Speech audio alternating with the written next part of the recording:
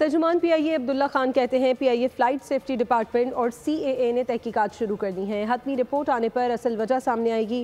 انہوں نے کہا کہ لینڈنگ کے دوران کوئی خطرہ نہیں تھا.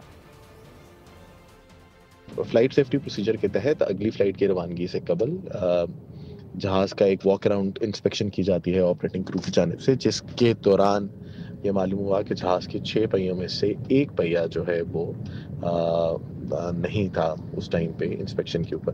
جب تک تحقیقات کی رپورٹ نہیں آتی تب تک ذمہ داری کا تعین کرنا یا اس کا اصل وجہ کا ذکر کرنا قبل از وقت ہوگا، کیونکہ یہ ایک پورا تکنیکی پروسیس ہے اور تکنیکی پروسیس کمپلیٹ کرنے کے بعد ہی اس کے اوپر کسی بھی قسم کی حتمی رپورٹ دی جا سکتی ہے.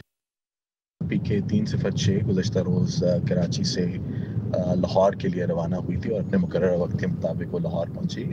بالکل ان ایونٹ فل لینڈنگ تھی، کسی قسم کا.